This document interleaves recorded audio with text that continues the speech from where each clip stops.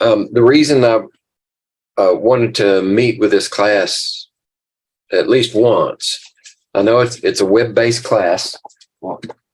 It's a web-based class, so you technically don't have to meet with me at all. But I found it useful sometimes to meet at least one time at the beginning of the semester with my online students to iron out any problems that you may have, or if you're not familiar with the learning management system or the way I built my Brightspace course, it may look unfamiliar. So we'll go through some basics, and if you're familiar with Brightspace, if you have had Brightspace courses, then some of this will be old, but in that case, you might be able to educate me. So let me, let's see, I bet that's Michelle. Yep. Okay, everybody's here. Let me open, let's see, I can share my browser. Let's do that. There we go. So now I want to go back here. Can everybody see that, my browser? Okay.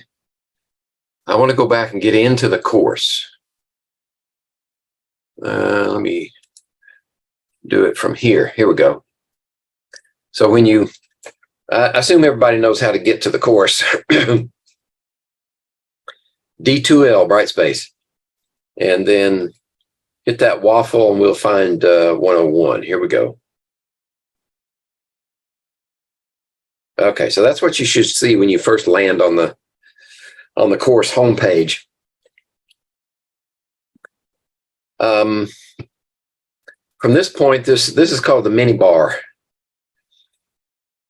So I think probably what I should do is become a student, so it'll look more like what you would see. Okay, some of the things you can get to here, but most of them you need to go through the mini bar. Let's see. In Chem 101, the only assignments, this is peculiar to Brightspace, the only assignments you'll see are these 2 extra credits: getting to know the periodic table and 50 ways to name your compound. And I'll show you where you can get to the documents here, but you can also get to them from within the course content. So I'll show you where those are located too. These are extra credit, and the scores from both of these combined, the average of these 2 is worth half an exam. So you can add a little buffer to your average grade for that time in the future when things might not be going smoothly.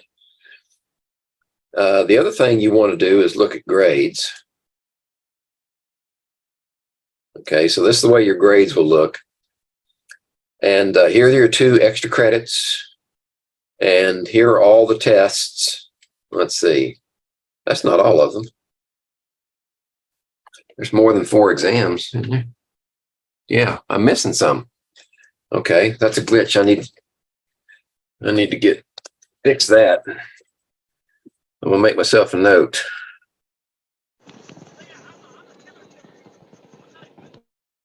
I think yeah, go ahead. Sorry, I'm glad you said that, because I was going to ask you yesterday about the exams, because I saw just the 4 on there too as well. Yeah, we can get to all 7 of them plus the final from within the contents, but they're not showing up in the grade book. So that should be an easy fix. Test grade book. Of course, I can't do it now because I'm signed in as a student, but I will fix that. And you should see all 7 tests plus the final exam there. And of course, there's nothing there to see right now, especially for me, because I haven't taken any of them. And then your homework will show up over here. I think that's everything. Okay, we're good there. All of these others, reviews, those will show you grades, but those grades are not averaged into your final. Those are there only for you to review and to work on your skills. So if you take one of these reviews, they're set up just like an exam. And if you take one like a test and then it grades it and it shows you which ones you got wrong, then you can go back and focus on your weak spots. But those grades, like I say, those grades don't go into your final average. Oh, here they are. They're just out of order. Okay. Tests, reorder, and so what do they call that? Group. Reorder and group. Okay, so they're all there. They're just not in the right order. I need to put those last ones into this test group. Then they'll all be together. There's something peculiar about Brightspace. It will not let go of calculating certain averages. I can't get rid of them. They're embedded in the program and they won't give up their territory. So any other averages, just ignore them. Focus on this one, current status. I created that one myself so that I could take your grades and put them in my spreadsheet and manipulate them. It's much more flexible that way. And then I manually input averages in the grade book and they'll show up here. These are your true averages when you see them there in that first item in your grade book, current status. If you see anything else that looks like an average, and fortunately, I don't see any that are sneaking through, that's good.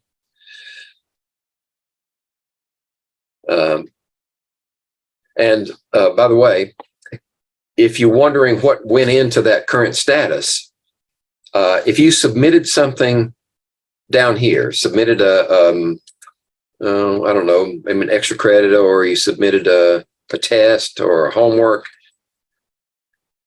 and that grade doesn't show in your in here on this list of grades, then 9 times out of 10, it hasn't been incorporated into your current status. If you see a grade down here, then it will have been put into your current status. Okay, it's where was that? Grades, and then before I get off the mini bar, let me go to the class list. If you haven't discovered this yet, this is where everybody, including your instructor, can be contacted. You can email anybody in the class. If you want to just broadcast an email to everybody, just click this box and it'll highlight everyone and then email. I never have tried the instant message. I'm not sure about that. Or you can select individuals. You can select me, or you can select any of the other students and send them emails. You can't receive emails here. If you've experienced with Blackboard, it's the same way. Blackboard had an option here that you could email from within the course, but you can't receive emails here. You have to go either to the online client, or if you have another email client, you can add your New River email account to that client. That's what I've done. So I've got in my phone, I've got several email sources that'll show up in my one client, and then that way I can get quick turnaround to any of my students that contact me by email. So let's see, let's go into content, and then we can look at things. I'm going to click on this to get us back to bare bones. Okay, there we go. Table of contents. And then start here, lessons and resources. All this other stuff down here is that the school puts that into the template when they make the course available. I don't have anything to do with that. It's useful information, but it's not something I manipulate. Start Here, lessons and resources. That's my business. So here's where you register for your Cengage homework. If you have already registered, then you should have gone here and clicked on this link and registered for your homework through this link. The reason for that is the way I set up the homework is it is linked. The Cengage homework results and any links that are in Brightspace to Cengage homework come from within the course. That way, when you finish an assignment, your grade is automatically linked and placed in the gradebook for me. I do go to the website occasionally to check things out, but if it's working properly, all your grades should be automatically input into the gradebook for me. I have on occasion found missing items, and if I go to their website and find that you have completed an assignment, but it's not in the Brightspace gradebook, I can input it manually. So I do that occasionally just to check up on them because, well, garbage in, garbage out, systems don't always work right. We have a new contact now with Cengage. This is John Sayal. We used to have another contact, but they've done some reshuffling at Cengage, so now this is it. If you have any problems, contact John. And if he doesn't have the answer, if he can't fix it, he'll put you in touch with somebody who can. If you call their helpline, you may get served and you may not in a timely manner. So I usually go to the sales rep and they rattle cages for me. Okay, so has everybody signed? I haven't checked lately to see if everybody signed up for their homework. Not yet. No. Okay, so in order to have access and be registered, you got to buy Cengage Unlimited, and that's in the bookstore. If you're going to take the second semester, it's probably more cost effective to buy the full year or 2 semester version.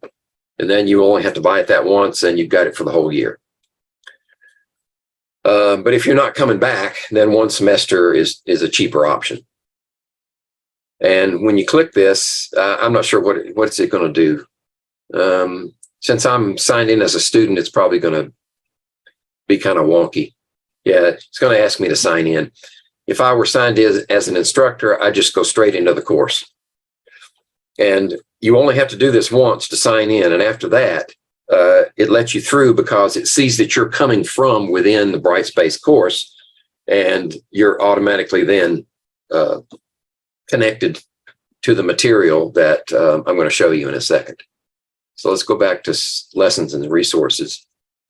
As far as the homework goes, after you've registered, now you can get to all your homework from that connection right there if you want to. You got to go find the chapter that needs to be done. But if you go down to the modules, and each one of these modules denotes an exam. So 7 exams and a final, you have 7 modules. So if we go to the first one and we skip down here to homework, right there, then you've got a direct link to chapter 1 and chapter 2 homework. If you click on those, you go straight to that homework. Okay, let me go back up before I get too deep into the weeds here. Collapse all. Let's see, there's the connection to your ebook. Once you've registered, then you can access your ebook.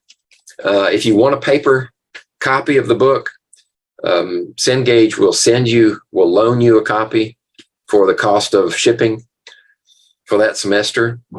Or if you want a hard copy that you want to keep, you can buy these used on Amazon or internet. The 10th edition is going to be a few dollars. It's not going to be as much as a brand new one. 9th edition will also work. In fact, I've discovered the 9th edition is more closely correlated with the end of chapter textbook problems. These are solutions to the end of chapter textbook problems. And I probably should put a qualifier in here. This is version 9, right? So the numbering, if you're using version 10 or edition 10, they may not line up exactly. Right? Michelle and I have already figured that one out. But a lot of them are in there. And Cengage starts with the end of chapter textbook problems and ports them into their system for your homework and does some modifying, but they're essentially the same concepts. If you're short on time, don't worry about these, just do the homework. And one other thing that I'll show you in just a second.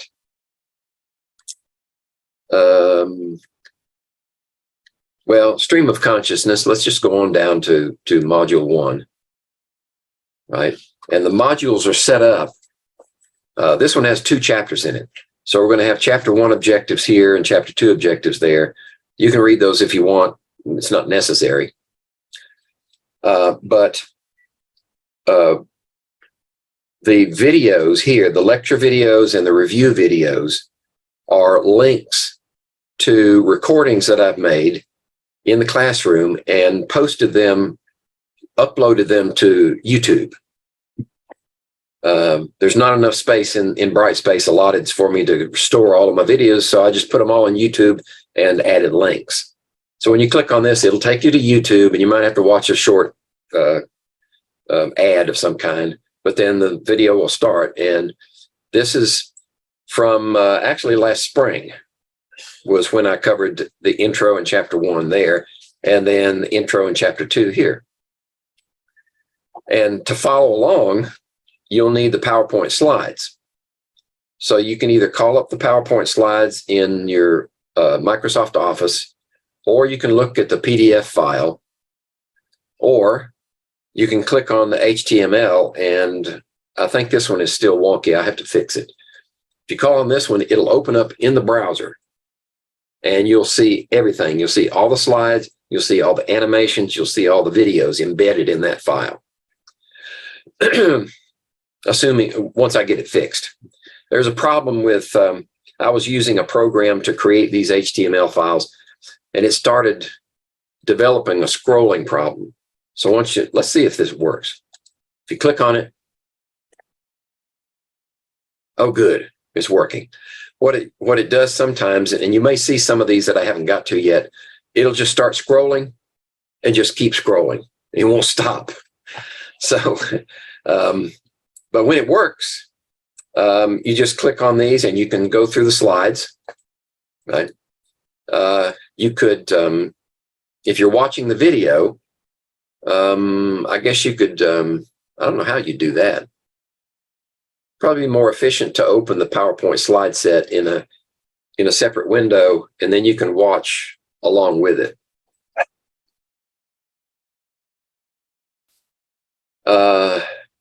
Okay, so I don't want to get too far afield before let's go back. Other things that are in each module. Let's see, where am I? Oh, module 1, here we go. All right. So every module is set up like that. For each chapter, there'll be, well, that's not behaving. Let's do this. There we go. There's your PowerPoint slides, and we'll collapse that to get it out of the way. There's the video that goes with the slides. Here's the second one. I'll come back to that one right there. And there's the lecture for the second chapter. Here are the extra credits, right? So you can get to them from here, or you can get to them from the assignments page. And when you get ready to submit your work for the extra credit, you go into this. I think we need to click on that. And then there's the document. And down here is where you upload your work. So what format? Right.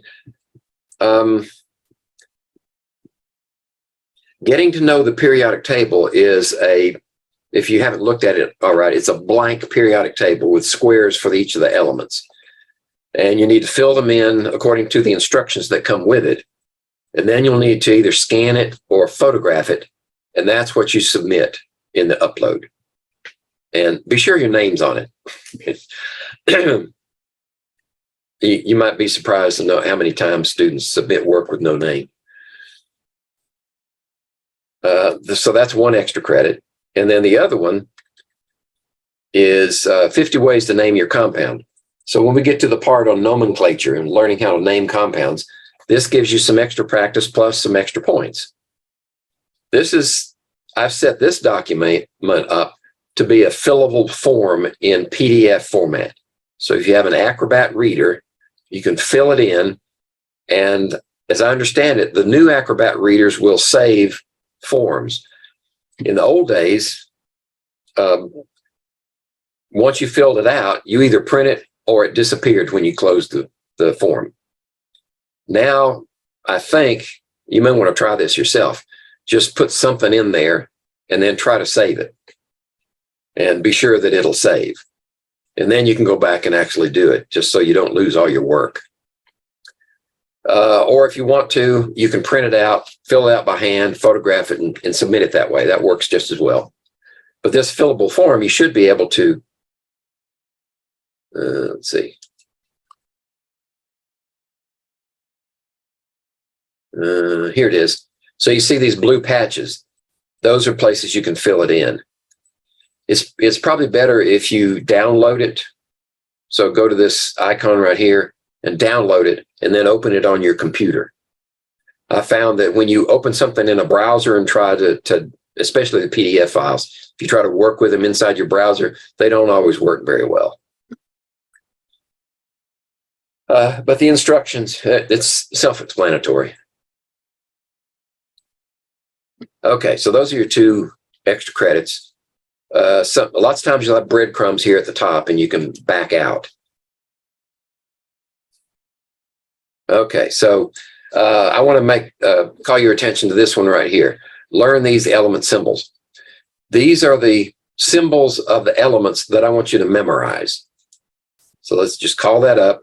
And you can print this too. Right there. Download it and print it if you want. What you'll notice is some of them have red boxes around them and they're kind of pinkish in background. Those are the ones I want you to memorize. So memorize H is hydrogen.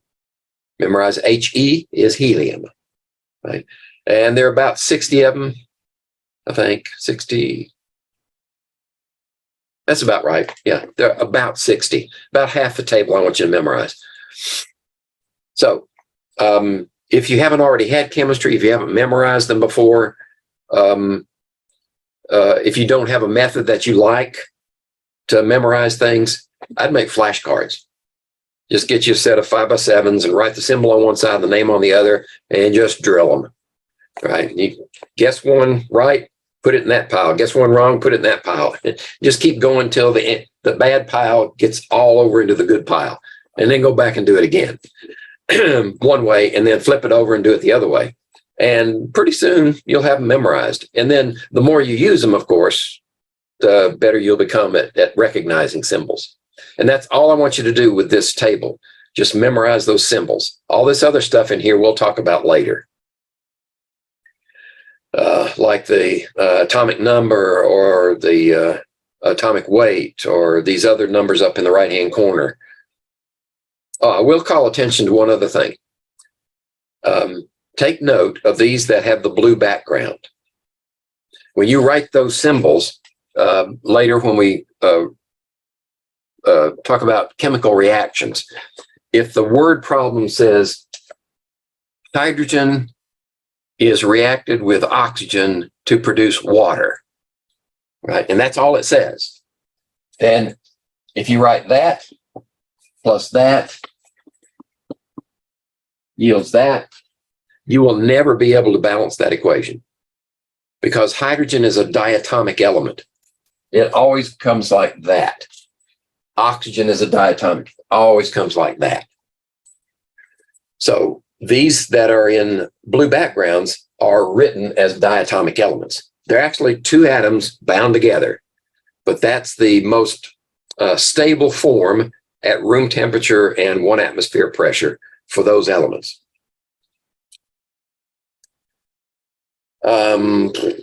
Okay, so memorize those. Let's see, we'll back out a little bit and see if I missed anything in this first one. Okay. There's your connection to homework. We did that one before. If you want to go back and look at some older videos, I mean, you're welcome. I keep them all in here. All the links are here. The older they are, the poorer the quality. I'll give you that heads up. But if you're ready to view a video, well, that doesn't matter. Scratch that idea. This is a web-based course, so you're going to be looking at old videos anyway. The most recent ones were created in last spring, starting in January, running through May. So let's see, there's homework, there's archive videos. Let me collapse that one and collapse this one. Videos, here the end of chapter. These are problem solutions for end of chapter 9th edition. And here's where your exam is located. So when you get ready to take the exam, the first exam, you will need to take this practice test. The whole purpose of this practice test is to be sure that your equipment is working correctly. So it will take you into Respondus lockdown browser, and it will check your equipment along the way. If you don't have lockdown browser installed on your computer, it will give you that option. So I'll click on it as a student, go down here and download and install the latest version of lockdown browser. If you want, the first time you do it, if you just want to click on that, and it'll check to see if it says you've got the latest version, then you can go on your merry way and launch lockdown browser. And it'll take you through a series of steps. Check your ID. It'll take a picture of you. It'll have you rotate your camera and show your environment. And then it'll maybe ask you a question just so that you can submit some answer. The answer doesn't matter. It really does not matter for this particular test. It's just to test your equipment. And the results don't go into your average anyway. Okay, so let's back out of that.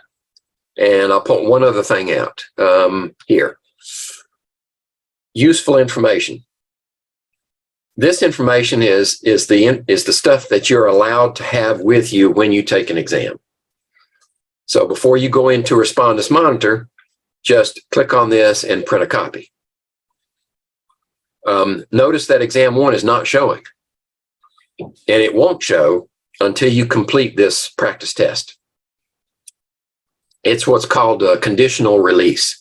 I want to be sure that your equipment is working before you get a shot at the first exam. And once you do, then it'll become available, and you can take it at any time. The due dates are in the schedule, which we'll get to in just a second. Okay, let's see. That's module 1, and I think that's everything in module 1. Let's just take a quick look at module 2. Everything in here is going to look the same. Occasionally there'll be some extra information like this one, balancing chemical equations. Right. So this document here will give you some very useful hints as to how to balance equations. And I go through these in the video lecture. So if you access this and print it out before you view the lecture, then you'll have it there with you, and you can follow along and make notes if you want. Oh, I did miss one thing, review documents. Okay. If you're limited on time, then you don't want to go to the practice tests first, because there'll be practice tests for every, let's see, where are they? Practice tests here. Those are extra. You can do those if you want. But the exams are based upon this review document. So they're all PDF files. And the first one is set up like a fillable form. And if you were if this were a face-to-face class, you'd get a hard copy that looks exactly like that, handed out at the very beginning to give you, these are all practice problems, and there are lots of them. So if you're also limited on time, take the review document and work every other one. You want to at least get to the end so that you have access and have tried all different types. And then you can go back and get the ones you missed if you have time. So this is what they look like. They look like exactly like an exam that you would see if you came to a class and sat down and took the exam. This looks just like the paper. And you can fill them in, and I assume you can save them or print them. And how do you know if you got them right or wrong? Well, that's where the key comes in. That's the next document. Go back. Okay. Oops. Went back too far. Let's go back down here to 2. There we go. Here we go. This exam 2 has the key. So all those spaces will be filled in with the correct answers. Now, if you start working the problems, if you start answering questions and you've got some of them wrong and the key says they're wrong and you can't figure out why you got them wrong, then go to this document called Worked Problems. I took that review document and I worked every single problem out by hand. So these will be, let's see, chapter 3, number 1. Chapter 3, number 1. I think there's a chapter 4 also in this. Let's see. No, there are a lot of them. So let me grab it and go down. 3. Yeah, there's chapter 4. The reason I put C4 in the number is because I start numbering over again with the next chapter. So here we go, right there. No.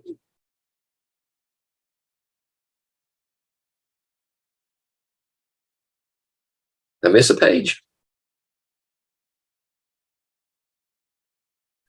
Oh, I think I know what happened. If the answers are just pure memorization, I didn't bother putting them in there because you can look those up in the textbook.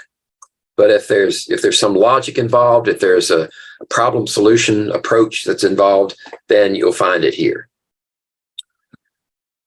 Okay.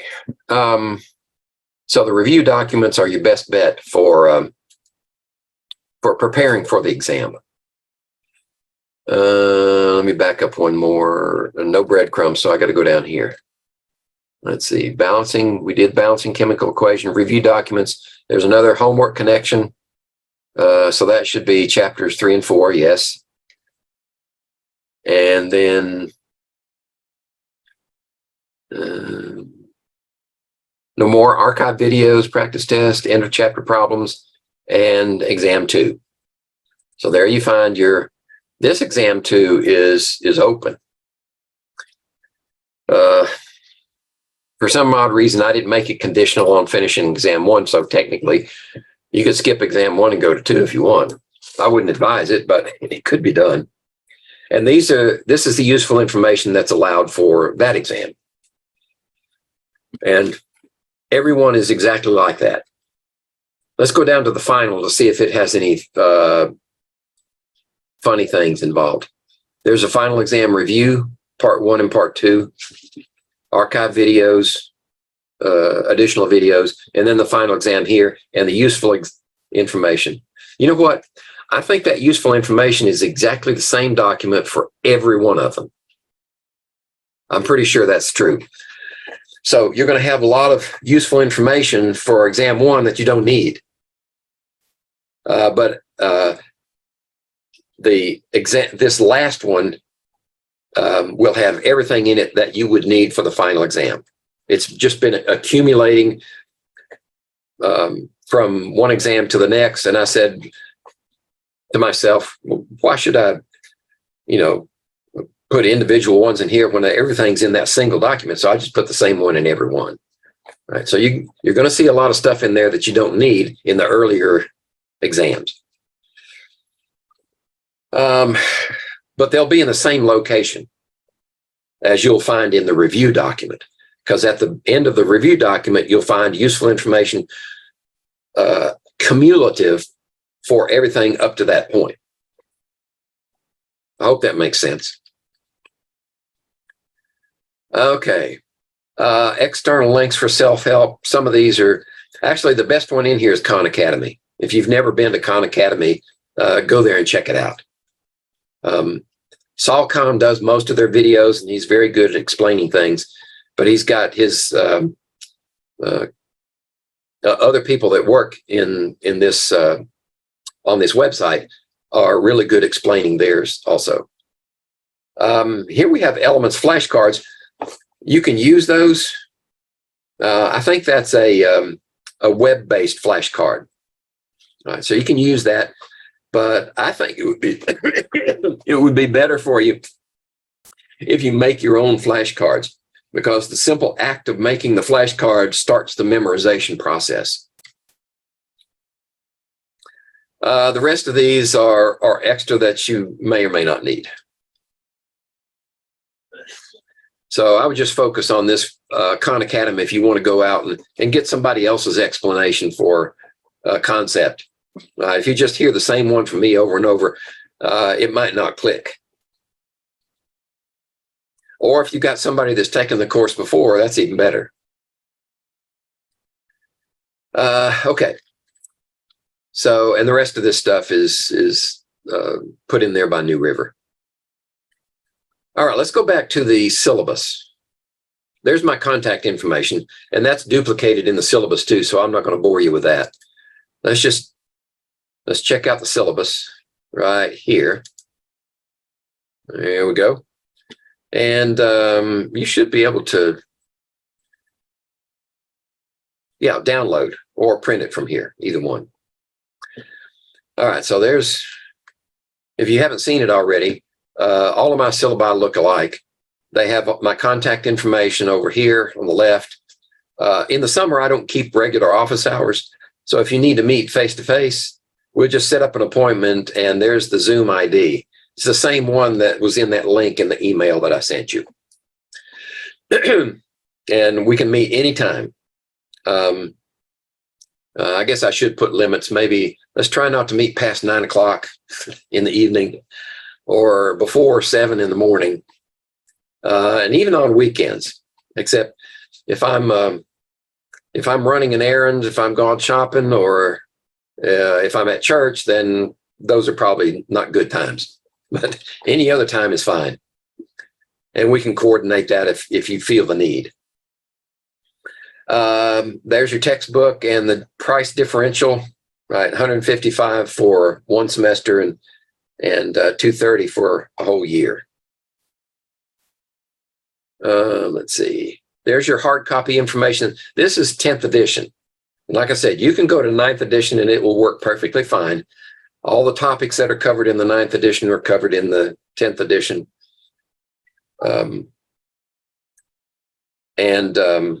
It's just that the problem numbering might be a little bit off. You're going to need a scientific calculator if you don't already have one. And these are the functions that you'll need, right? The minimum functions, those right there. It doesn't have to be a graphing calculator. But to make things simpler, if you go to a store, Walmart or Staples or anywhere, and you find a calculator, if it says scientific on it, it will have all those functions, everything that you'll need.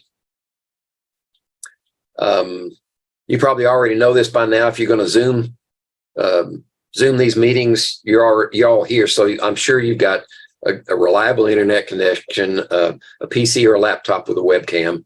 So we won't stop there.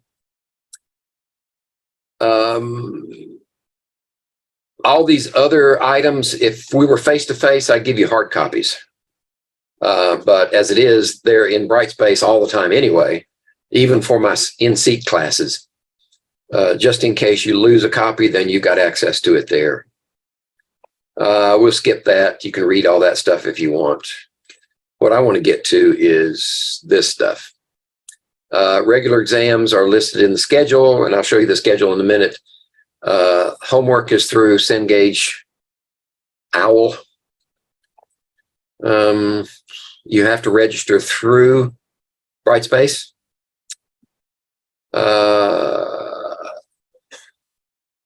I'm not sure why I left that in there.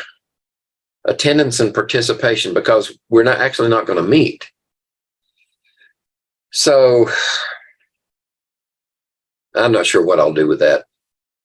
I may just take attendance and participation and put it up here with chapter exams. That's probably what I'll do. You need to check your email, and obviously everybody has been checking their New River email, otherwise you wouldn't be here. So you need to do that probably once a day would be a good habit to get into, in case I throw some curves at you. Now, the way this schedule is set up, these deadlines, these are the only things that actually have a date on them that you need to pay attention to, is the due dates for homework and exam, and they're on the same day, June 1st for exam 1, chapters 1 and 2 homework also. These others, like review for exam, these would be lecture topics here. This is the way I would approach it if we were face-to-face. And I put them in there that way so that you could pace yourself and not get behind. But you can do these chapter lectures and the review videos, all these videos, you can do them anytime you want. These are the only hard dates, or the due dates here. And the due times, of course, for all my web-based courses, when I have a date for a due, the due time is 11:59 p.m., right? 1 minute before midnight, because that's as far as I can go without getting into the next day. And there are your next chapters, and it follows that same pattern all the way down. I added in some extra stuff that you might be interested in. I got to post mid-semester grades on the 26th of June. So that tells you that you'll have exam 1, 2, and 3, and the homework associated with it will all be averaged into that mid-semester grade. That's almost half the course. So that's good. And then if we had an NC class and met on Tuesday, we wouldn't meet on this day, obviously. Independence Day is a holiday for the college. And then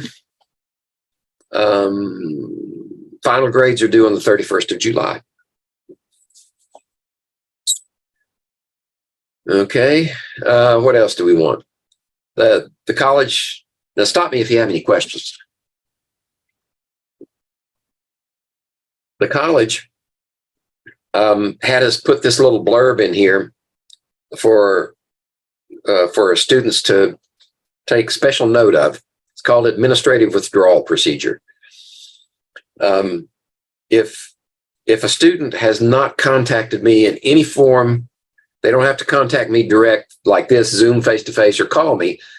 But if you haven't submitted any work for a web-based course, that's the way I interpret it. If you have not submitted any homework or any exams for 2 weeks, that means in the terms of this procedure that you're not participating. And then I have to tell the registrar, and the registrar will withdraw you from the class. But as long as you're submitting work on a regular basis, you can be a little late, right? There are some penalties involved, but even if you're late, that will tell me that you're still participating, and I'll just ignore this procedure for you.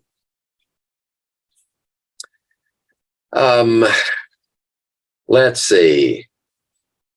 I don't know why I kept this one in here. You know why I kept some of this stuff in here is because I threw it together so fast.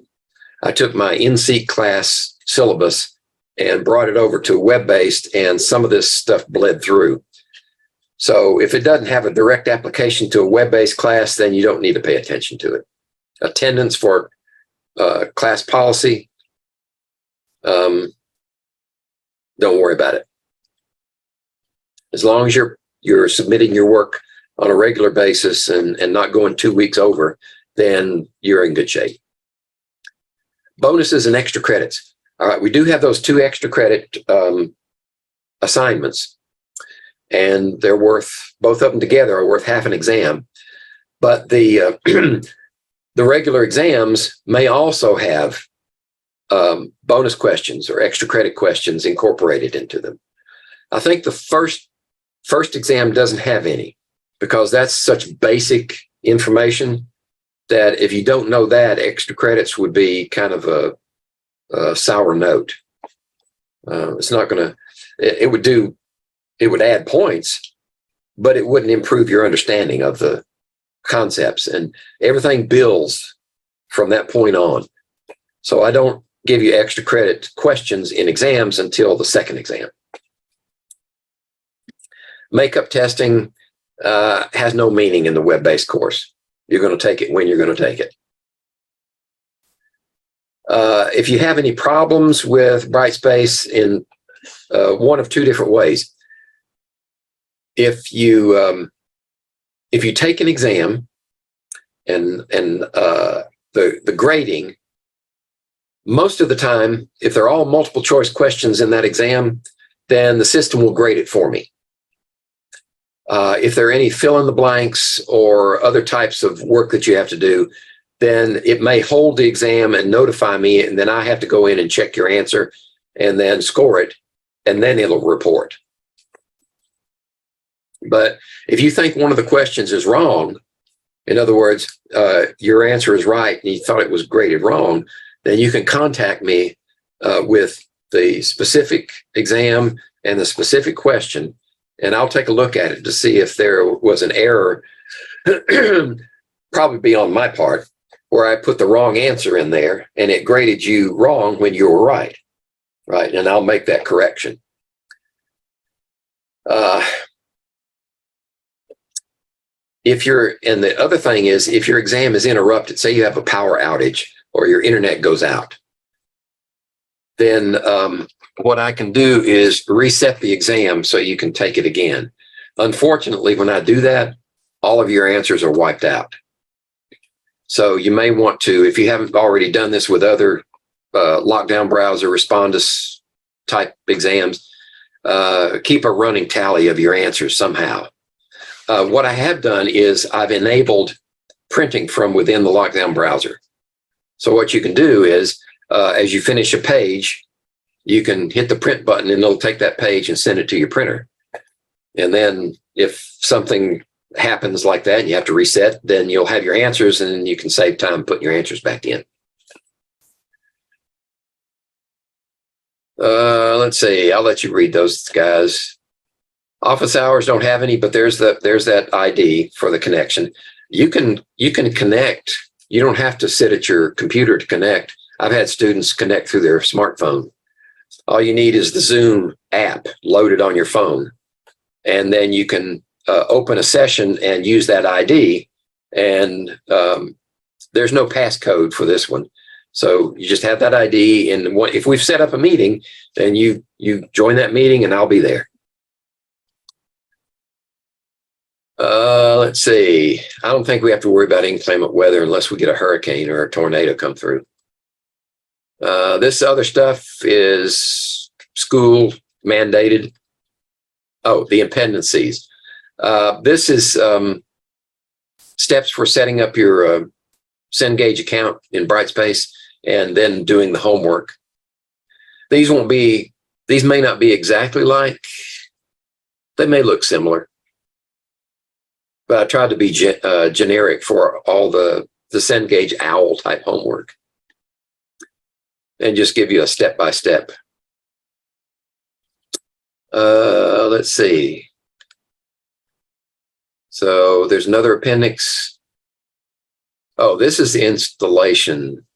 This is the first installation method, and it's just a list of steps for when if you go into the exam, and you can load Lockdown Browser from the exam page.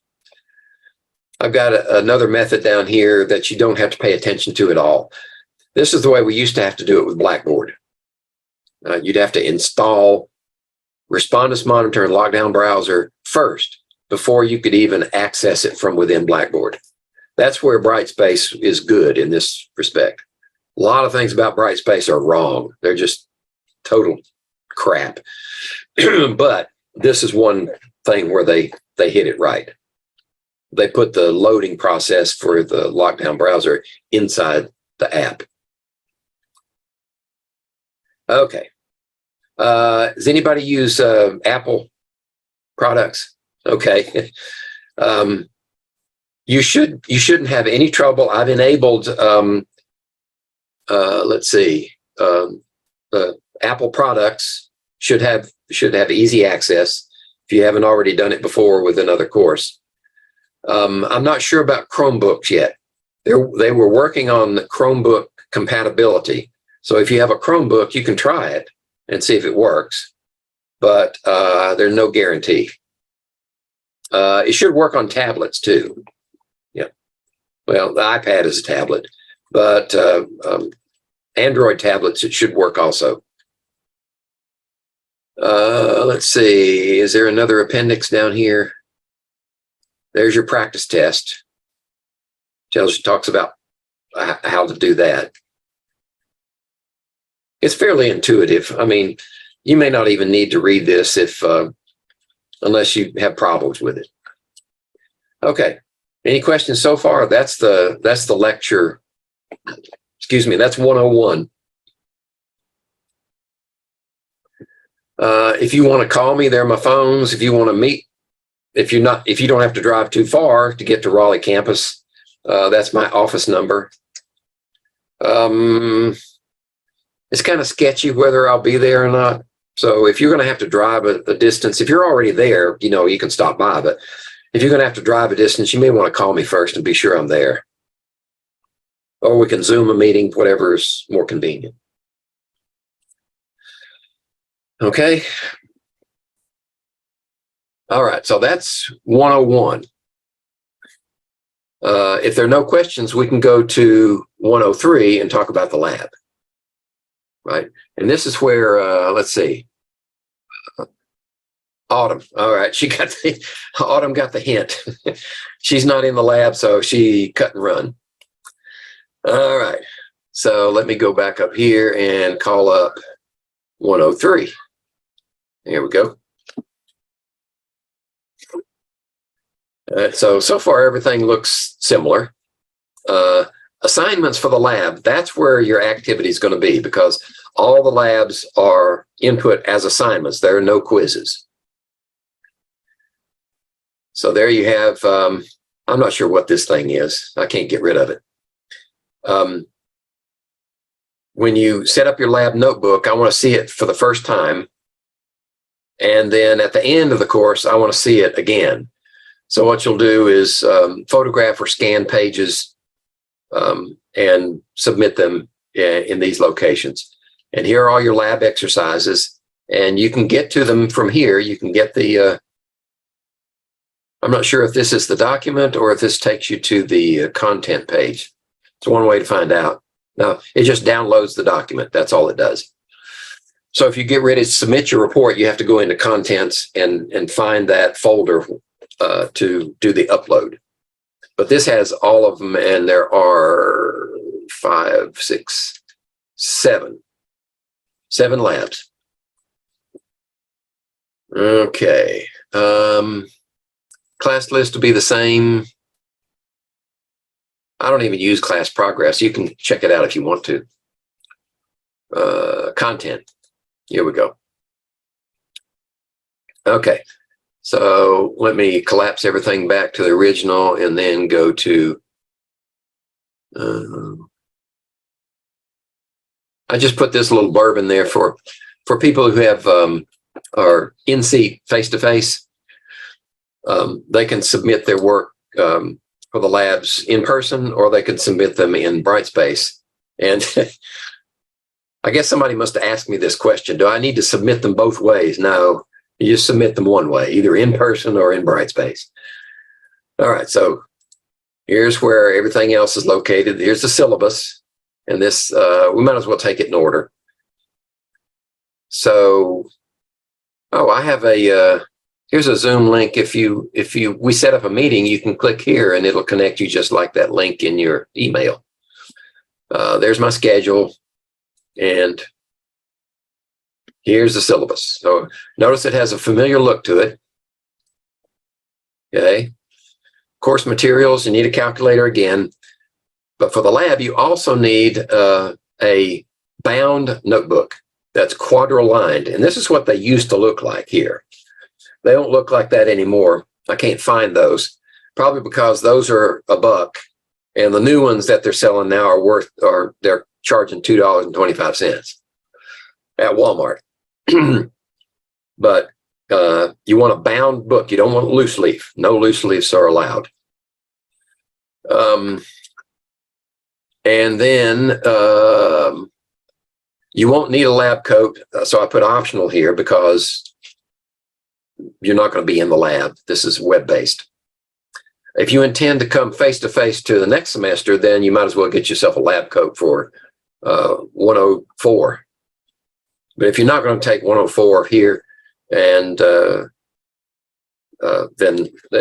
I don't care if you get a lab coat. Eye protection, you won't need that either. None of the labs are what you would consider kitchen chemistry.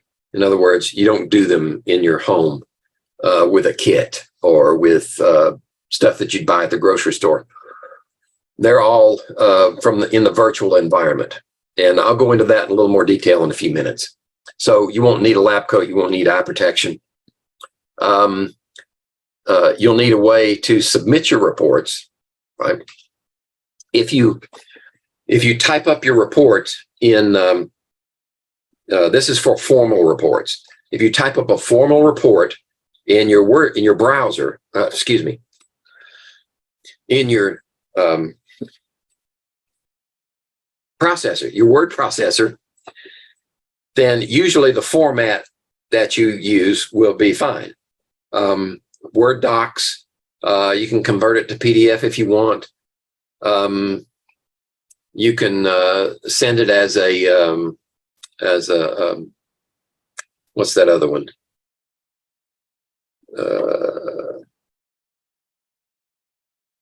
WordPad. WordPad. It'd be a little more difficult to do WordPad. So if you've got Microsoft Office, then you're going to be using Word, and you can submit it in that format. That's fine. I'm not sure about Apple products, what type of format that will be, but I think I've had students submit some strange Apple format, and I've been able to tease out the information. All right, so I think that'll work also. Or you can scan it and submit it as a PDF. Try not to submit 25 pages of JPEG files. That's kind of it's acceptable, but it's a pain because I have to recompile them. Okay. There's some more course level outcomes. There are more gen ed outcomes. There's an outline of the course. Lab exercise deliveries. In a web-based course, all the materials pertaining to the lab are delivered in Brightspace, of course. So I'll show you in a minute. The exercise documents, what I call hard copies, are PDF format. So, and the first two, in fact, the first two exercises are informal reports. So all you have to do to complete those is complete the document itself. And then if you want, you can print it out and do it by hand and take a photograph and send it in that way, which would probably be the best way to do the first one because it's graphing techniques. So you're going to have to do some hand-drawn graphics. But the first two are informal reports, and you don't have to write a standardized format formal report of the lab exercise. You just need to get the hard copy, and you don't even have to put prepare your lab notebook for those two because you're going to have a place on the hard copy to input your information. If you want to put them in your lab notebook, that's perfectly all right. No problem. I don't have no problem with that. It'll give you practice. And we'll talk about how that structure in just a minute. But just be sure your name's on it. And you're going to be watching videos. And these videos I created myself during the COVID panic. So students couldn't come to campus and go into the lab. So I bought myself a little knockoff GoPro type camera. And I went into the lab and did the exercise and videoed the whole thing as I went. So that's what you're going to be looking at when you're trying to gather information from the lab as I'm doing it and complete the report. Let's see.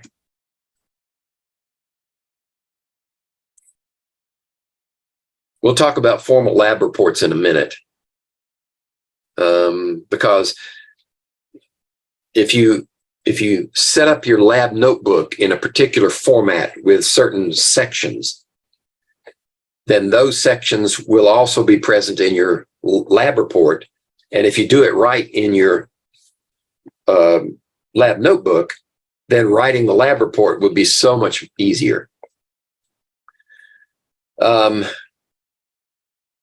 So when you prepare your lab notebook, let's see, there is a sample lab notebook in Brightspace. And I probably ought to go look at that, and I'll just come back to this one. Let's see here. And let's go down to lab notebook and reports, how to. This document just tells you the lab notebook format, but probably more instructive would be the example lab notebook right here. I got permission from a student who did a reasonably good job of their lab notebook, and I just took their name out. And it's not perfect, right? Because they forgot to put the semester in. They did put the course and they had their name there, but they didn't put the semester in. So when you first get your copy of the lab notebook, you need to go to the first available page, which will be right-hand side, and start numbering at the top, 1. Then when you flip the page over, I'll come back to that one in a second. Flip the page over on the left-hand side, number 2. So all left-facing pages will be even, and all right-facing pages will be odd-numbered. And every page, front and back, needs a number.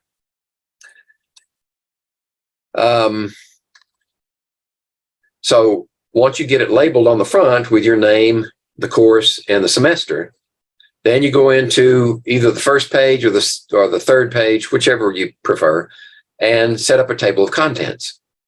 And that's all you have to do for this check. When you set up for the first lab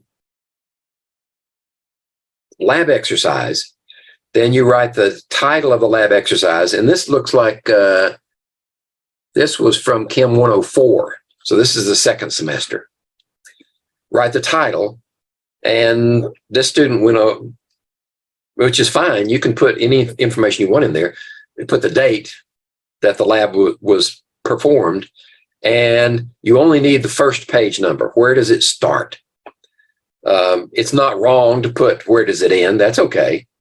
But if you put where it starts, then when you put in the next one, it's going to start down there, and you know by that time you finish this one, and it's not going to overlap.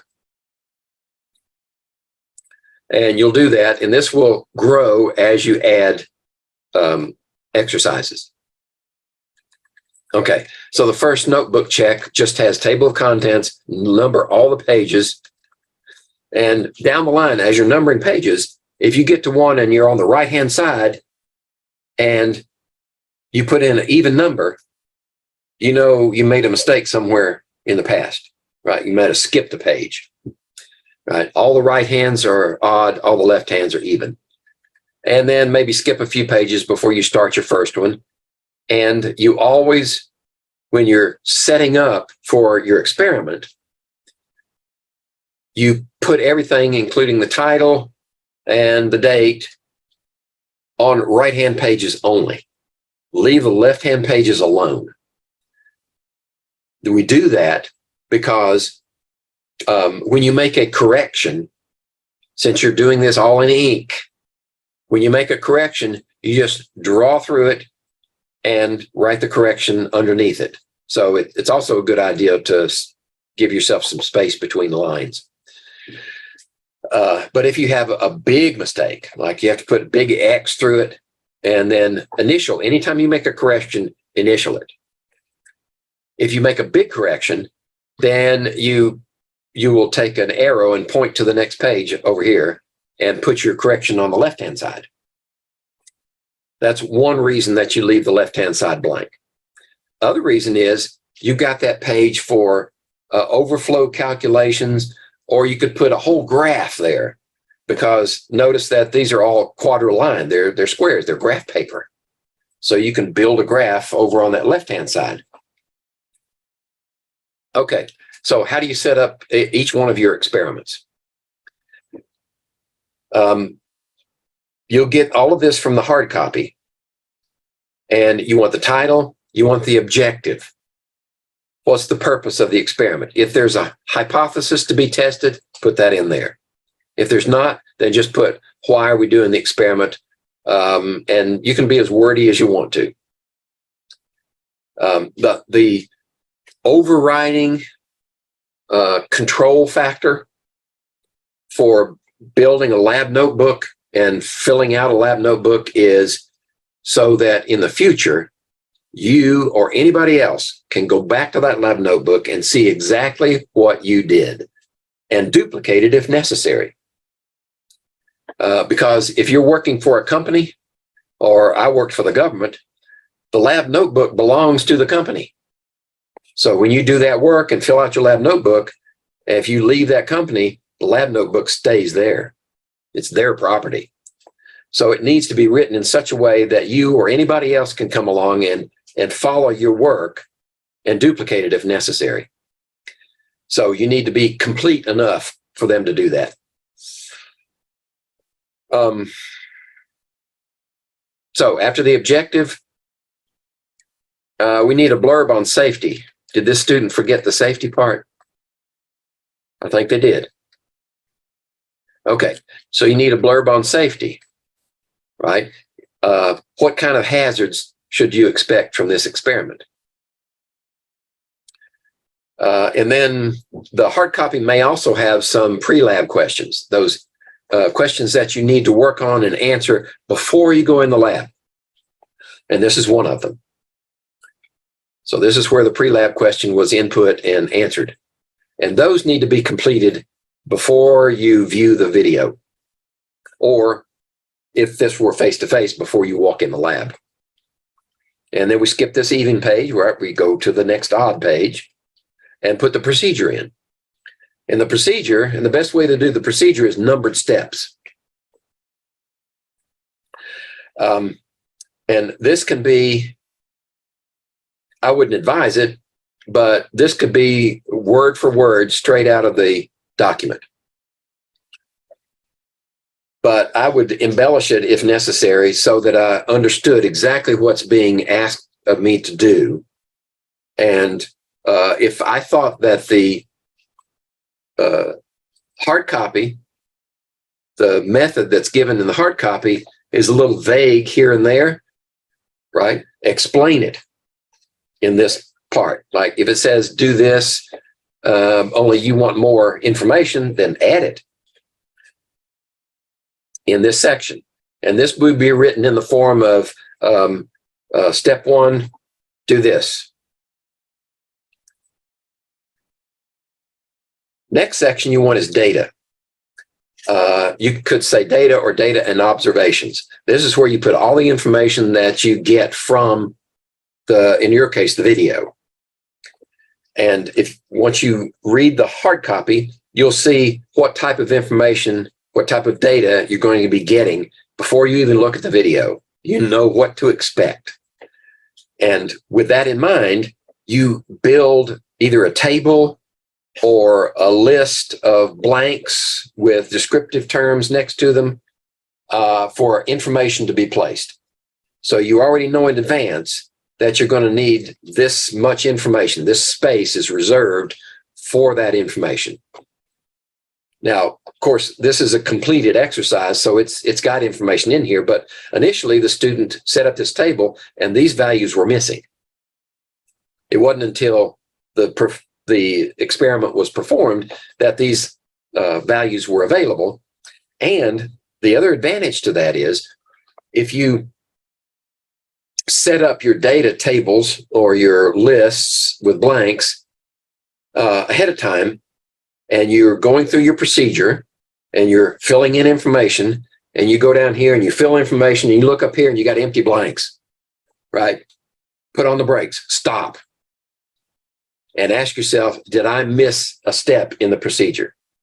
Did I miss gathering information of any kind, right? So you look back and you say, no, we skipped those on purpose, right? Maybe the instructor said, we're not going to do that section, right? So then you just cross through them, right? So you won't make the same mistake again. But that way you can keep check on yourself so you don't get too far down in the experiment with a missing step and then just blow the whole thing and just waste a whole lab time. Okay, so that's data. There's more procedure. These are kind of out of place. I would put the procedures sequentially, and then the data is in a separate section. I wouldn't overlap them any. So, but like I said, this is not a perfect notebook, but it gives you an idea of where things go. This is an even page, the left-facing page. So the student came back after processing the data in Excel and cut it out of a printed copy and pasted it in the book. That's perfectly all right. The only mistake this student made was he or she did not sign it. When you paste something in your lab notebook, you have to sign it across the border between the page underneath and the pasted. That way, if it falls out, you know something's missing, or if somebody steals it, you know something's missing. Right? So you can draw by hand, or if you're good with Excel, right? Or if you have another graphing program, you can do it that way. It's perfectly all right. So this data table was set up, right?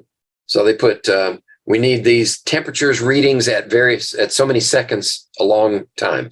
So they set it up here, and all they had to do now is go back in, and as they ran the experiment, put in the temperatures.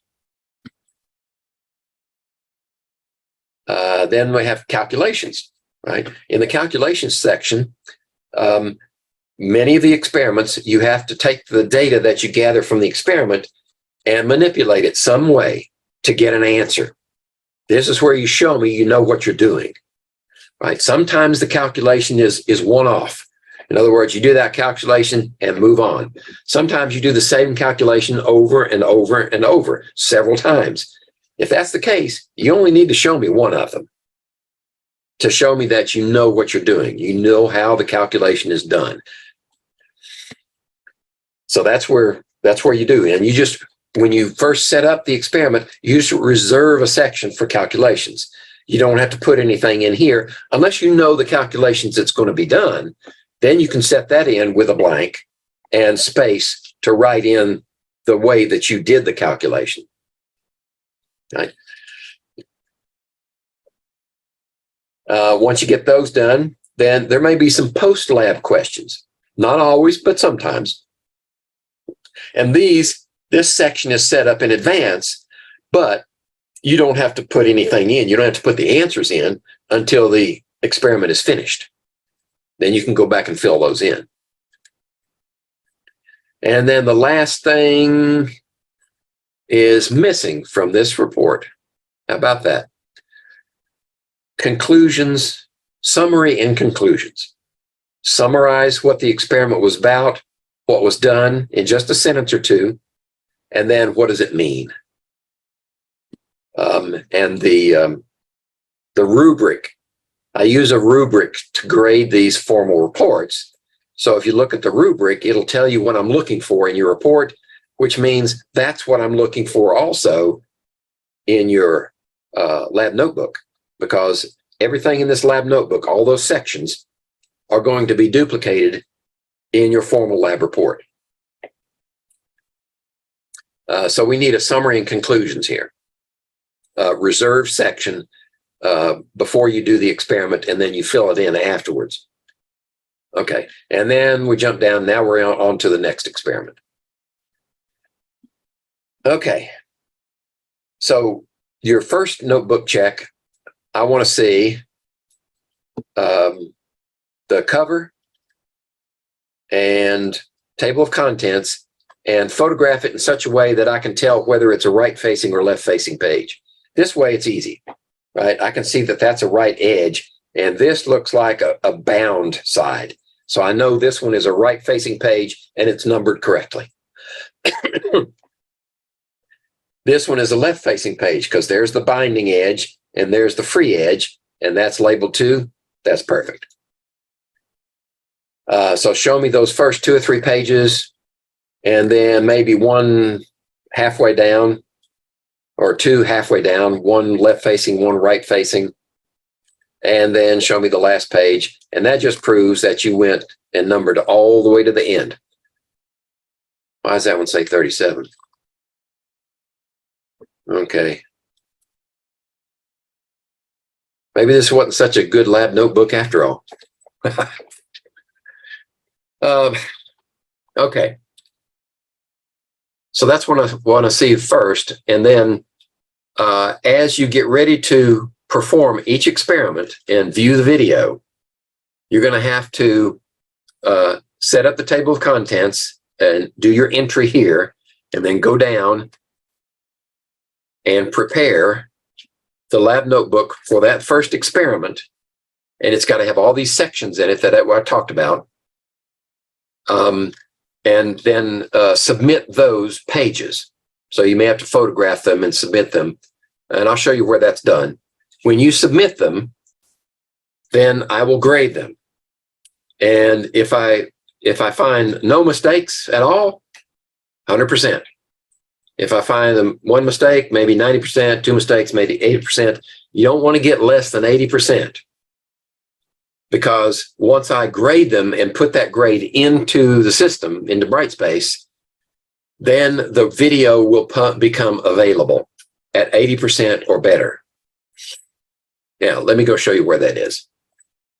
Here we go. So let's go down to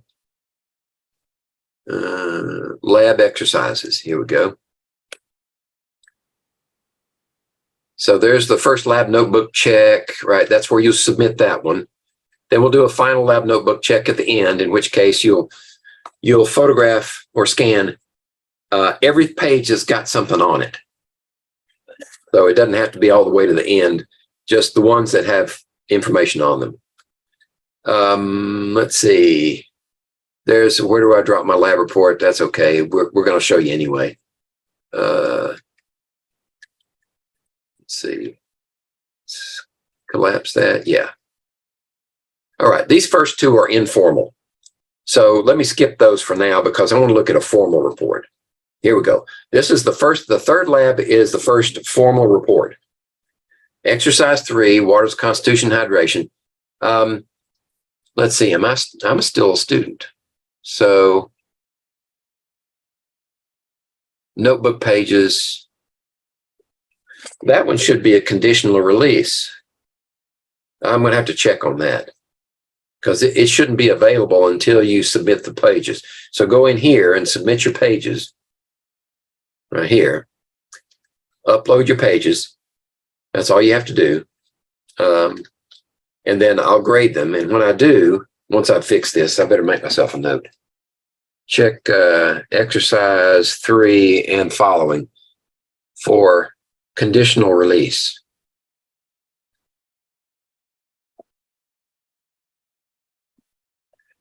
Okay, that shouldn't be showing it until your pages are submitted. But I did make a comment here that this is a formal report. Okay, what else do you have? The video, that's a pre-lab discussion. This may be helpful. If you view this one before you actually set up your notebook, or you set up your notebook and view this one first, it'll give you an introduction to the lab itself. And then when you view it, it make more sense. Those are archived videos. there's another discussion. So either one of these would be okay. This one was probably the better one because it's more recent. February 2023, that's spring semester. Let me go down to 4 and see if that problem persists. Here's the assignment. There's the page. Yeah, okay. Right. You know what? Assignment. I think I was reading that wrong. Assignment. This is a link to a discussion. Okay. The demonstration video is not visible. That's because there have been no graded pages submitted. All right. So once you do that, the demo will pop up. If I go back to being an instructor, I can show you the demo. All right. So we'll go down here, and where's the demo? Here it is. There's the demonstration video. And yeah, it is a conditional release, so I don't have to do that. I was reading it wrong. 80% or better with submitted pages from your lab notebook, and then this will open up and you'll have access to it. Okay, so I'm going to go back to student again. And then we'll go down content. And let's see. Syllabus, contact information, introduction video. You can watch that if you want. Then our labs. Lab notebook and reports, how-tos. Okay. We went here before for the example lab notebook. Let me point out some other information that's very useful. Here's a rubric for evaluating the formal lab report. Right. So that's still spring. Okay. But I use the same rubric every semester. So I'll change that to reflect this semester. But this rubric tells you what I'm looking for, right? Ideally, you want me to circle every box on the left-hand side. That's 1, 2, 3, 4, 5, 6, 7, 8, 9. What's 9 times 12? 108. So that's a possibility of 108% if you get all 12s. All right, so what am I looking for? In your report, this is for the formal reports only, not for the first 2 informals. I'm looking for all the sections are present. And if there's thoughtful comments, there are additional information, if you expand on it, if I think it's better than average, I'll circle a 12.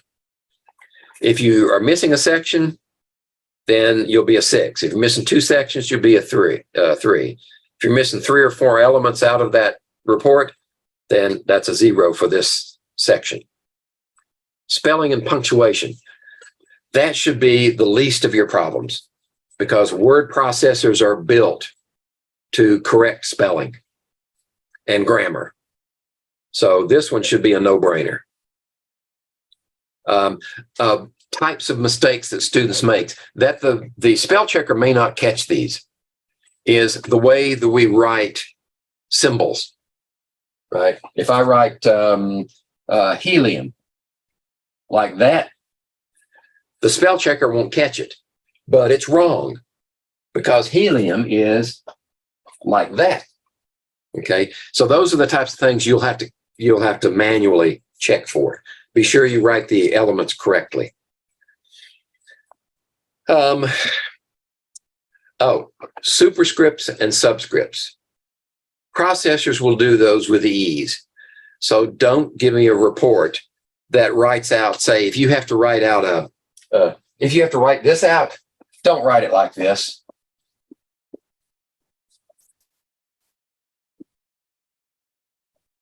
Your word processor can do subscripts. Subscript that, subscript that, subscript that. Or if you have to type out a calculation and one of your calculations needs to be raised to a power, superscript that power. Okay? Those are spelling errors. Grammar. All right, I didn't mention this yet. When you write the formal report, you don't use the same sentence structure and tenses of the verbs that you do with, that you did in the hard copy, and then what you put in your lab notebook. The lab notebook is like a recipe. It does do this, do this, do this, do this. The lab report has to say what you actually did. Because maybe as you're watching the video, you'll see that I've changed a step. And most of the time, if not all the time, I make note of that. If I change a step in the procedure, I'll call that to your attention as I'm doing it. So how would I do that? Well, rather than saying measure out approximately 250 milliliters of water in a graduated cylinder, you would write that in your report as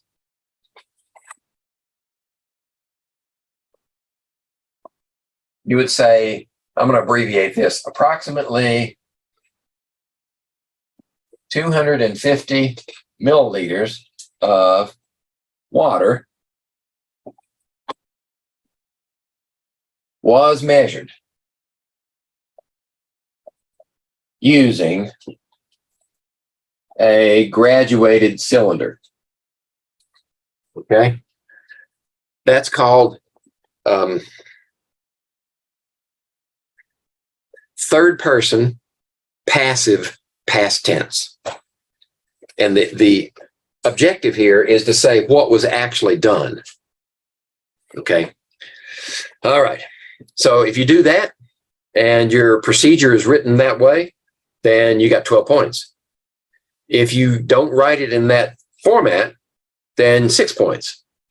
I've actually had students go and verbatim copy the procedure off the hard copy document into their report. And in that case, they got a 0. Okay, how does the appearance and organization look? Right? Is it well organized? Does it have headings? Can I follow along? Right.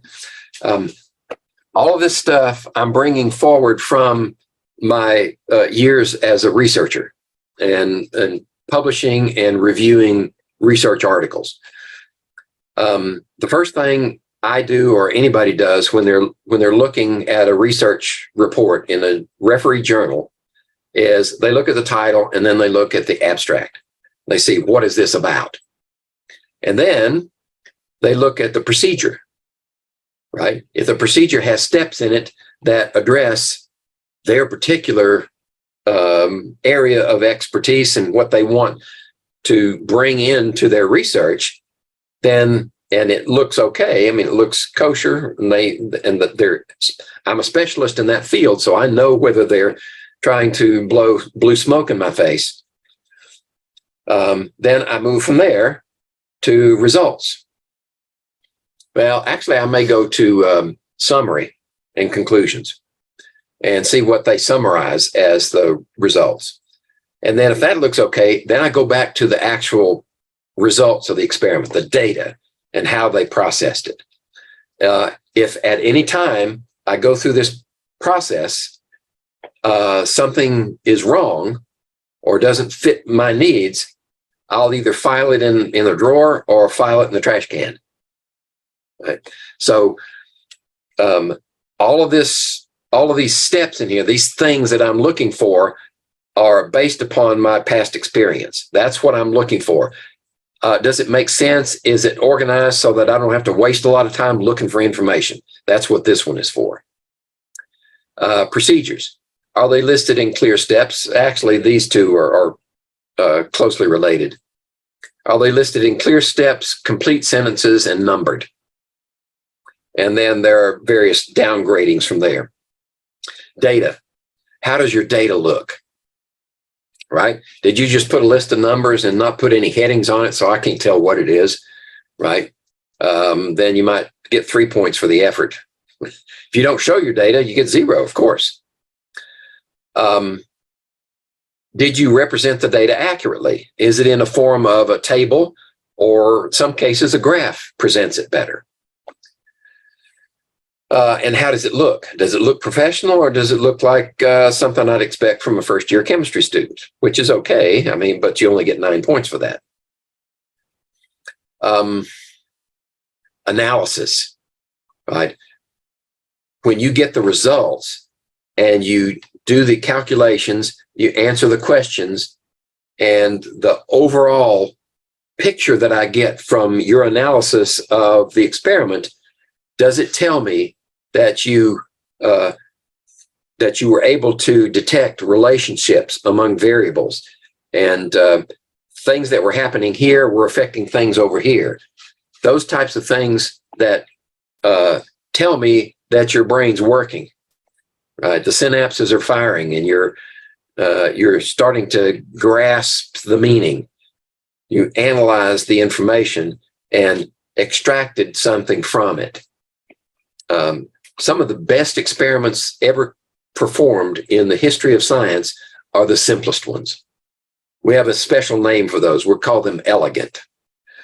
Right? They do the least amount of experimental effort, and they extract the most information from them. Conclusions and summary, right? Do you just tell me what was learned, right? Or do you actually take the conclusions and summary and say, all right, this is what I learned, and this is what it means in the real world with one example? Or do you give me a couple of examples and embellish them? That's worth more. And then I look at the whole thing, everything that I've graded so far, questions, pre-lab questions, post-lab questions. Do I see from what you've done, the answers you've given, the calculations you've shown me, the explanations you've given, am I impressed that you understand most of the scientific concepts that were presented in this exercise? If that's the case, then you can get 9 points here. If I think you have mastered them completely, then that's good for 12 points. Okay, so this syllabus will tell you what I'm looking for when you write your formal report. Now, there is a sample formal report. It should be back here. There's evaluating standard exam, example report with rubric. Here we go. Here's one.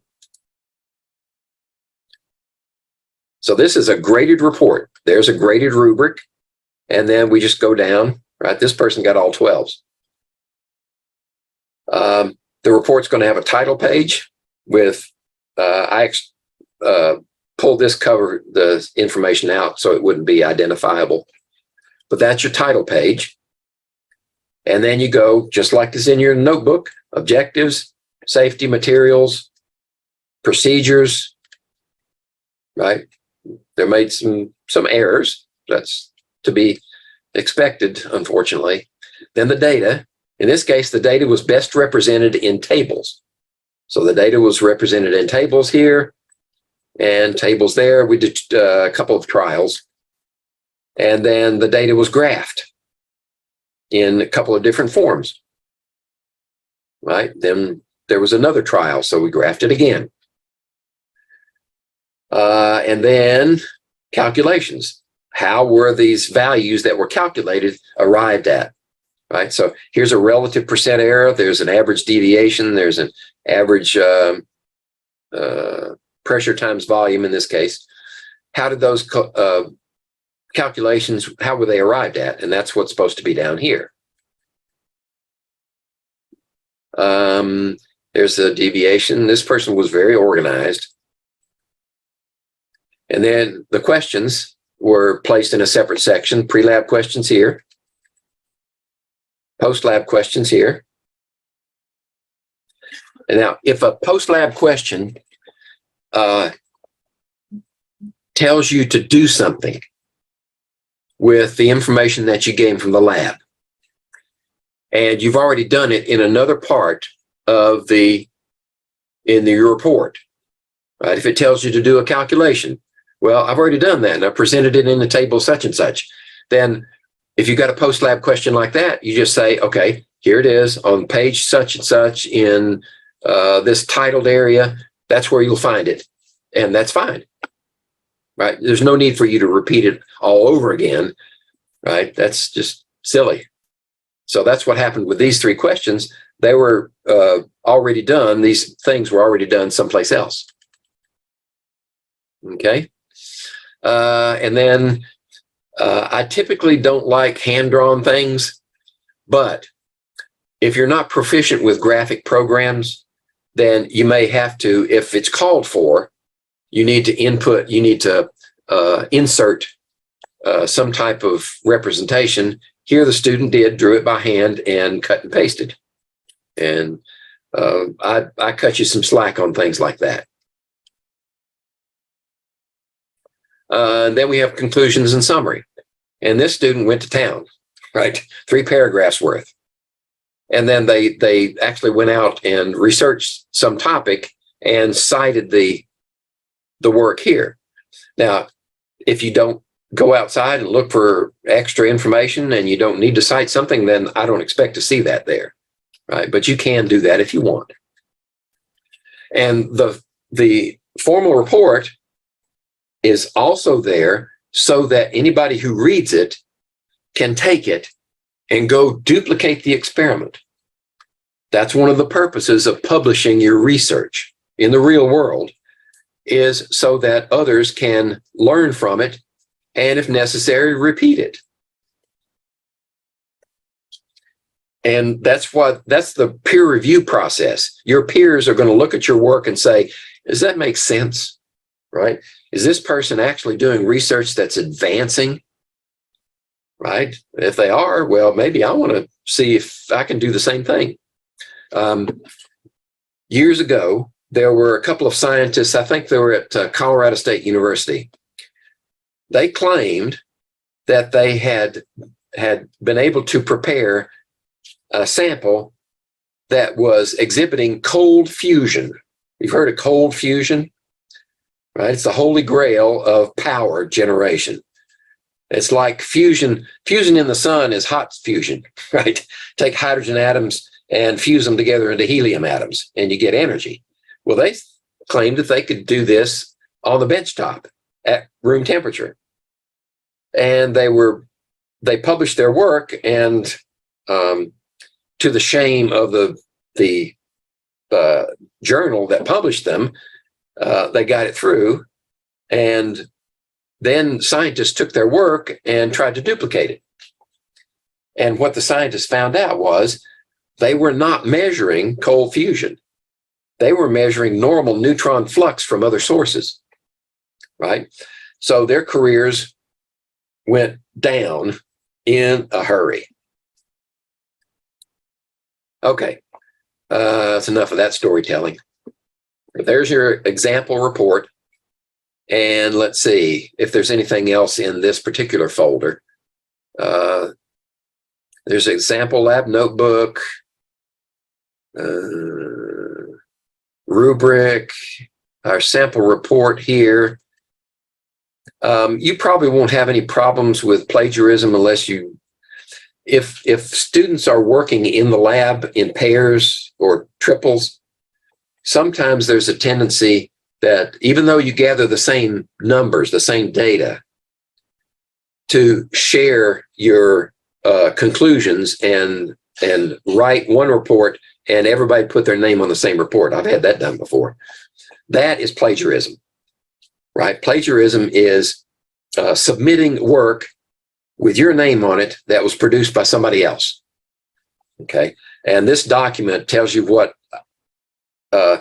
it may be a little more difficult to discern plagiarism in a report, a scientific report, than it is for something like writing a term paper, right? Those are fairly easy to spot. If you write a quotation from some other source into your term paper and you don't give them credit, then that's plagiarism. We all know that one. But in the scientific a lab report, it may be more difficult to discern. So that's what this document's for. If you want to, if you have Microsoft Word and you want to draw any equation, either a math equation or that's probably what it's used for, math equation, then this is how you enable your equation editor. right? That little blurb in case you need it. All this other is extra stuff. You can read it if you want to, but I think we've covered most of the essentials in this group for your lab notebook and your reports. Let's see. I guess that's it. We looked at the syllabus and saw the due dates. Let's see, syllabus here.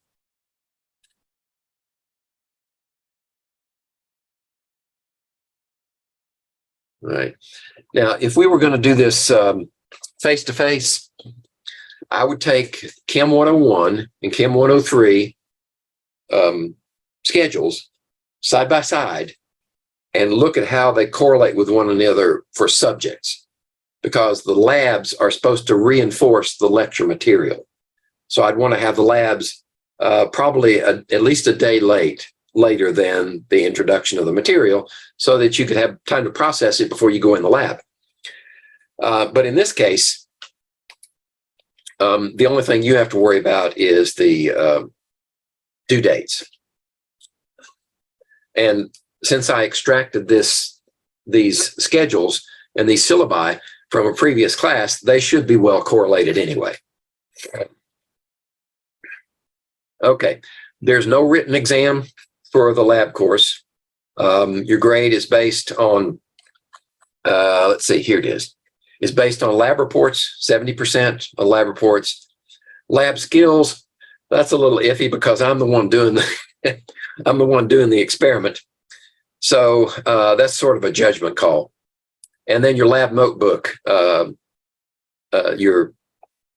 pages that you submit along the way and the final lab notebook check, those all go together as 15%.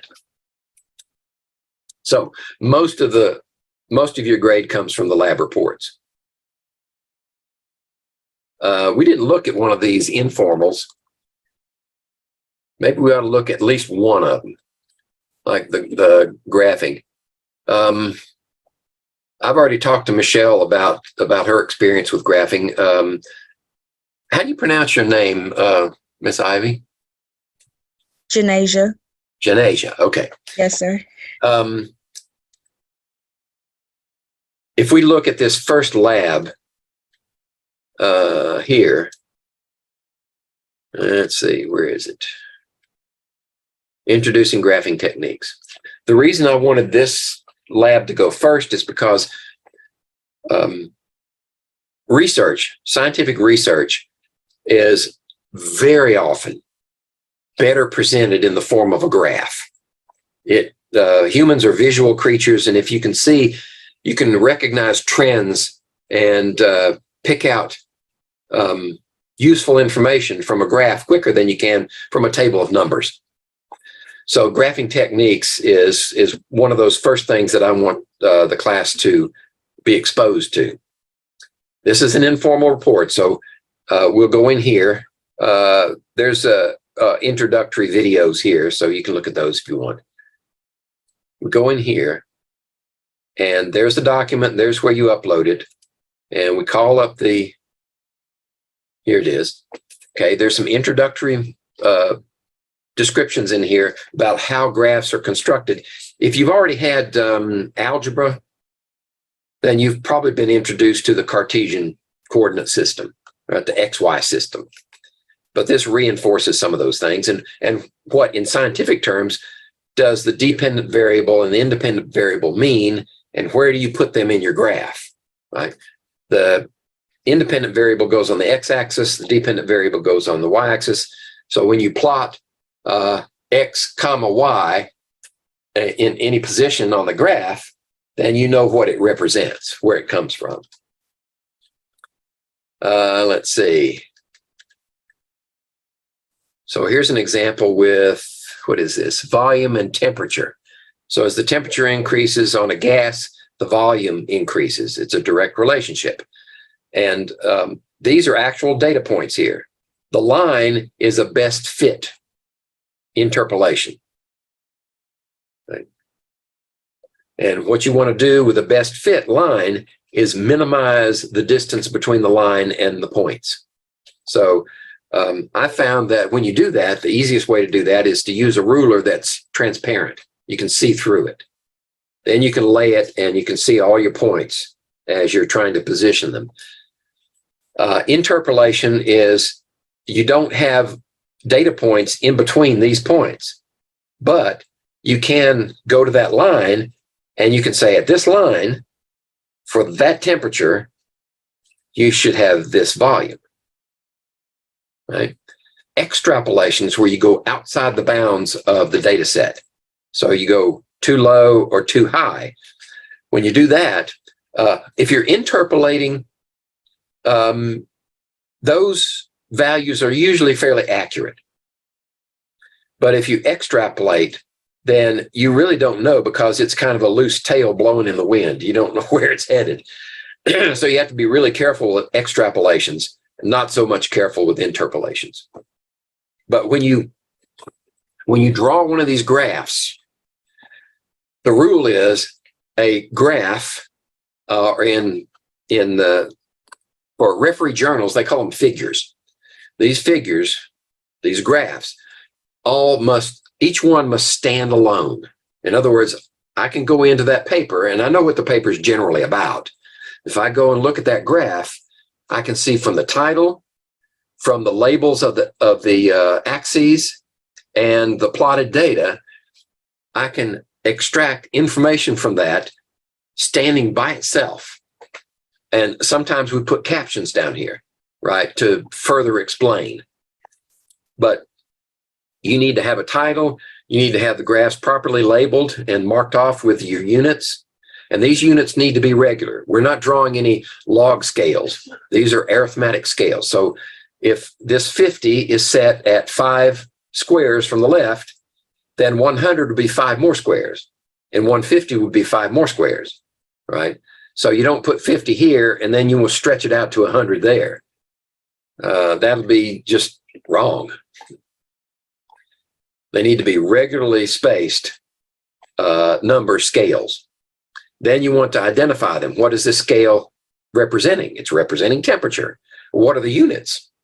Well, the units are in K, which is Kelvin, or actually the same units as degrees Celsius, but they're just shifted differently. Volume is in liters, right? So that tells me it's in liters. And one thing I've noticed about this particular drawn graph is they made a mistake. Look at that, 0.20. That's what I call, if you write that,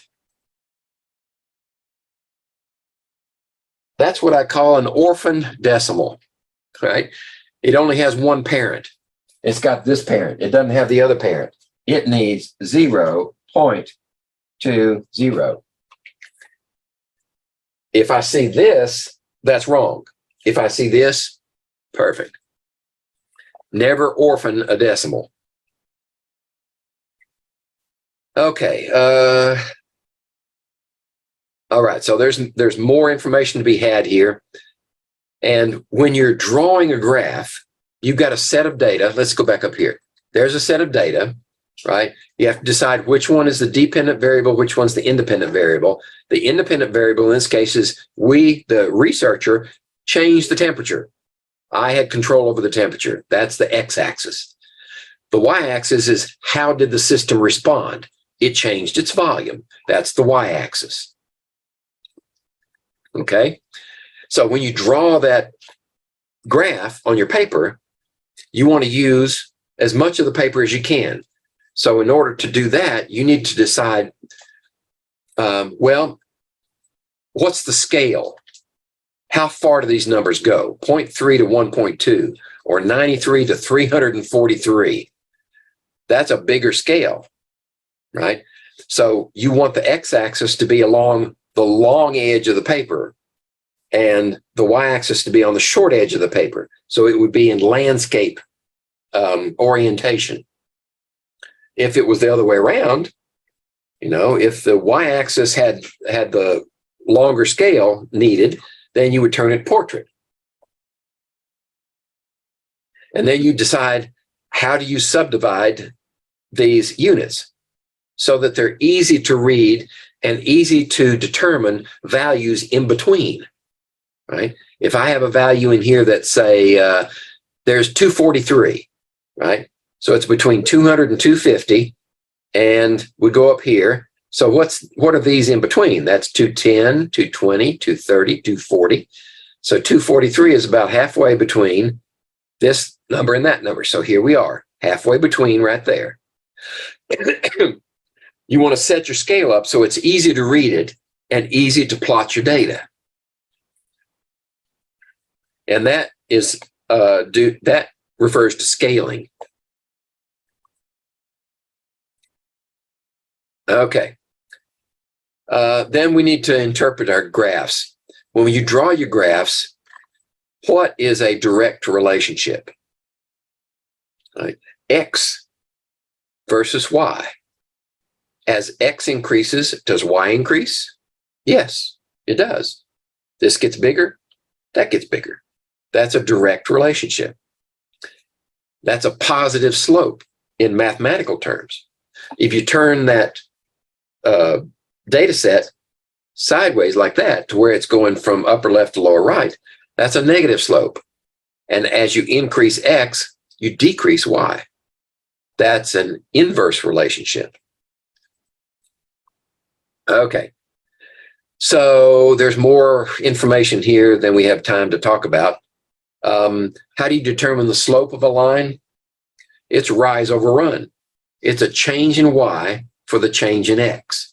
So you go to your graph and you'd say, all right, if I take this point looks like it's right on the line. Where's another one? This one looks like it's pretty close to right on the line too. So I could use those 2 points. So how did it rise? It rose from this point to that point. That's the change in Y. Well, when it does that from here to here, how does it change X? Well, it changes here from there to there. How many units? That's change in X. That's your slope. Divide delta Y by delta X. That's your slope. How do you find the y-intercept? Because how do we write straight lines? We write y equals mx plus b. M is your slope, b is your y-intercept. We determined that one, right? So you calculate your slope, then you plug that number in there, and then you pick an xy value anywhere on that line. And you plug in those values. Now you have an equation in one unknown, solve for it. And once you have that value, then you can plug that one in, you can plug that one in, and X and Y are the variables. All right. Nonlinear relationships, okay, they happen. Right. This is pressure versus volume. When you get to the chapter on gas laws, then you'll find that this is Boyle's law. So as the pressure increases, the volume decreases. Only it doesn't change linearly, but anywhere on that line, a tangent will be a negative slope. So this is an inverse relationship. Okay. How do you make a straight line out of it? Well, there's a discussion in the hard copy, and I think I actually discussed this in that introductory video too. How do you transform your data so you can make a straight line out of it? Well, in this case, you take the volume and take the inverse of it. Right? So the inverse of V is a new value, a new set. So in this case, see our data set here, there's pressure, there's volume, take the inverse of volume. Now we plot pressure against the inverse of volume, and you get a straight line. So what are the units of the inverse of volume? The inverse of liters, right? Anytime you do something to a variable or a number, you also do it to the unit of measure. So if we inverse the number, we inverse the unit of measure too. Okay. So I think there's that one. That was an example. This is part of the extra credit. In this particular lab, you've got required section and extra credit section. So you can go through the required section right here, right? Answer these questions. And you're going to plot this data, volume and temperature. That's Charles' law. And actually, you're going to calculate the slope of the line and give us the equation for the line. And then pressure times volume, that's Boyle's law. And you saw an example of that earlier. Then you're going to transform the data down here and plot it again to make a straight line. So you actually have three graphs that are required. Right? Charles' law, Boyle's law, and the transformed Boyle's law. Then the bonus section. So you can plot this data, and this is going to have, it's not going to be a straight line. It's not even going to be a well-behaved curve. I'll just give you an advance notice. If you plot volume of base added,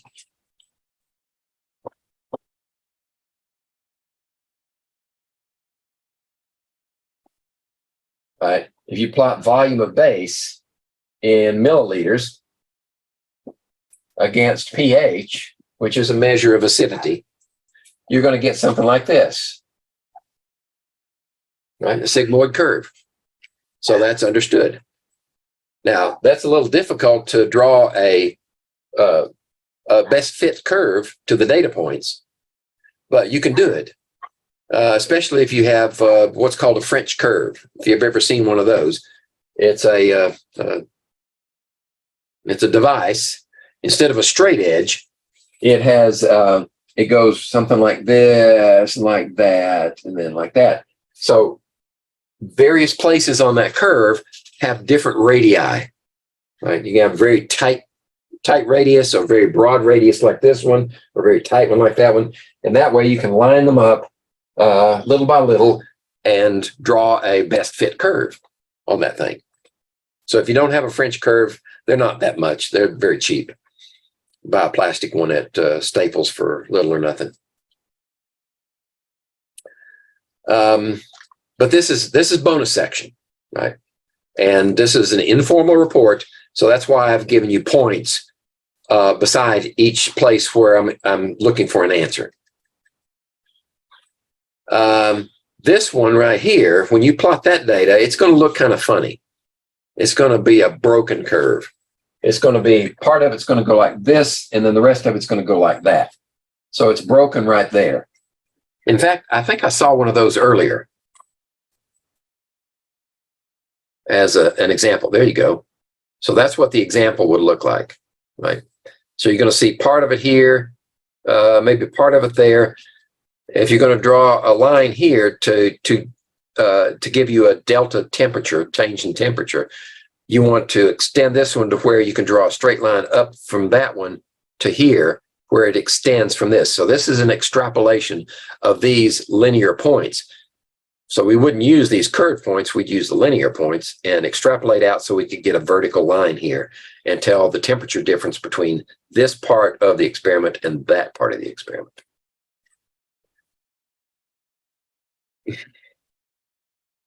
Let's see. Okay, and you've got some more questions to do here. And there's your graph paper, right?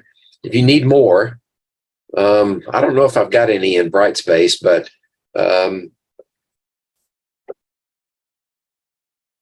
you can copy them.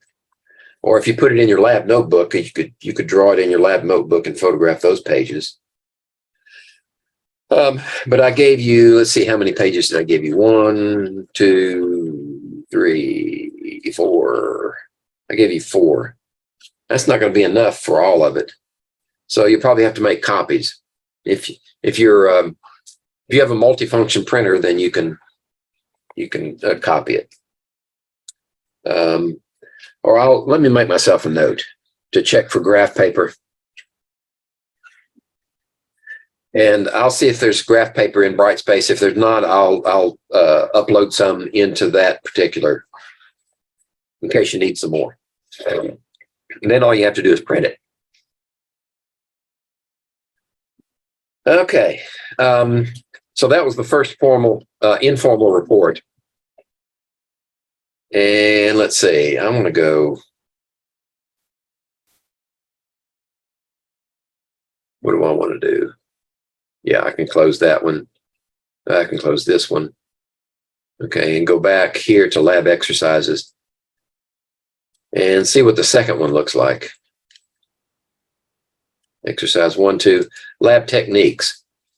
This is one where we would go in the lab and use various pieces of equipment just to get familiar with them, like a Bunsen burner, hot plate, graduated cylinder, Erlenmeyer flask, balances. And that's what the video will show you. And these first two, you don't have to put in your lab notebook unless you just want to and want the practice. I'm not expecting to see them in there, but if I do, that's perfectly all right. Okay. I think I'm out of ideas here. If you run into a problem, just shoot me an email or a text message on my cell phone, and I'll get back to you. And especially if you're having any trouble with the system, either in the lab or the lecture course. Okay, any comments or questions? That only took me 2 hours.